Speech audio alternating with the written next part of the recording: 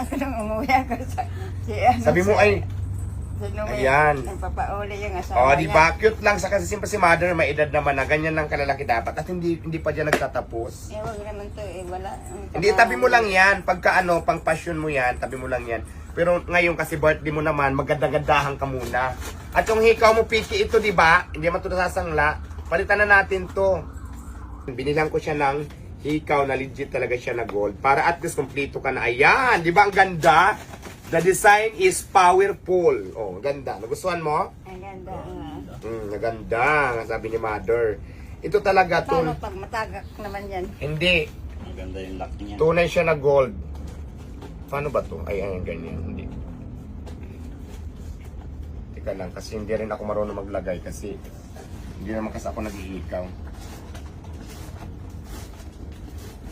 Ayan, para hindi siya natatanggal. Ang binili ko talaga yung lock na medyo the design is powerful. O, di ba, Pak? Patingin. Tapos ngayon, yung buhok mo, pakulayan na natin. Lumalabas na bang chismis? O, ayan. I-flex na natin. Mayroon na sang sing-sing. O, tunay yan na. May bracelet. Tapos, mayroon siyang kwintas. At syempre, panalo ang kanyang hikaw. So, ayan muna ang isuot mo kasi birthday mo naman. Tapos, pag matutulog ka, pwede mo siyang tanggalin. Tunay ito. Kasi lang naman, di ba? Tama lang. Hindi mawawala. Hindi yan mawawala. So, ayan. Pag natutulog ka, tanggalin mo lang kasi baka mayupi. Pero ngayon, ang birthday mo talaga sa 5. Happy birthday, mother! Mabuhay ka hanggat gusto mo. Pero handaan natin, saring lang.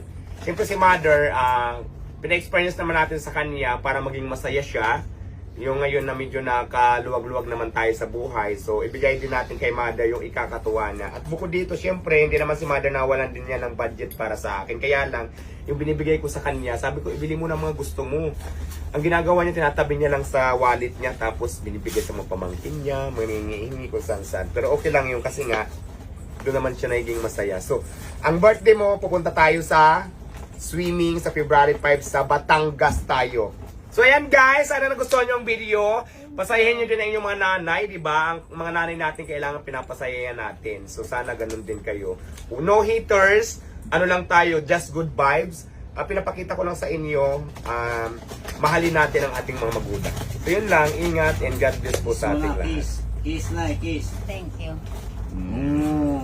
May nag-request kasi na, sige nga, i-kiss mo nga yung mother mo. Kasi sa totoo lang talaga, ang haba ng panahon na hindi ko man lang si nanay na-hug, hindi ko man lang nahalikan. Pero this time, may hug natin si mother.